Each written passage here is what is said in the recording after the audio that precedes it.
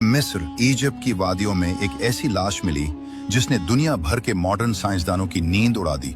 एक ऐसी लाश जो हजारों साल समंदर की गहराइयों में रहने के बाद भी बिल्कुल महफूज थी। लेकिन सवाल यह था कि यह किसका जिस्म था। तारीख के पन्ने पलटे तो यह जिस्म था उस शख्स का जिसने खुद को खुदा कहा था, फिरौन। जब फिरौन ने हजरत मूसा अलैहिस्सलाम और उनकी कौम का पीछा किया तो अल्लाह के हुक्म से समंदर ने अपना रास्ता खोल दिया। लेकिन जैसे ही फिरौन और उसकी अजीम फौज उस रास्ते में दाखिल हुई, समंदर की लहरें आपस में मिल गई। फिरौन की पूरी फौज उस कहर में गर्क हो गई। डूबते वक्त मौत को सामने देखकर फिरौन ने चिल्लाकर कहा, मैं ईमान लाया उस रब पर जिस पर बनी इसराइल ईमान लाए। लेकिन उसकी तौफीक का वक्त निकल चुका था। उसी लम्हे अल्लाह ताला ने एक ऐसा फैसला सुनाया जो आने वाली कयामत तक की नस्लों के लिए एक अजीम निशानी बन गया। कुरान की सूरह यूनुस आयत 82 में अल्लाह फरमाता है, आज हम तेरे जिस्म को बचा लेंगे ताकि तू अपने बाद आने वालों के लिए एक इबरत बन जाए। और फिर वही हुआ जो कुरान ने कहा था। 1400 साल बाद मॉडर्न साइंस इस सच्चाई के सामने झुक गई।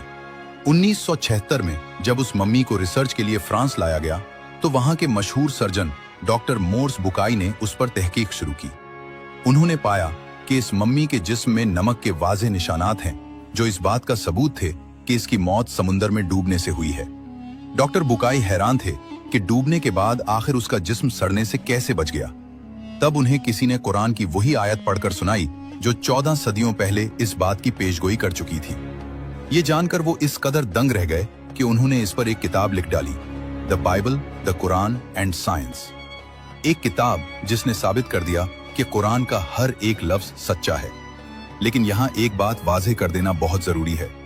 कुरान में फिरौन के जिस्म के महफूज रहने का जिक्र बिल्कुल बढ़क है, सूरह यूनुस आयत 82 में। लेकिन जो मम्मी आज मिस्र के म्यूजियम में रखी है, उसका हजरत मूसा अलैहिस्सलाम के दौर वाला फिरौन होना एकेडमिक सतह पर 100% कन्फर्म नहीं है। इस पर स्कॉलर्स के दरमियान मुख्तलिफ आरा मौजूद हैं।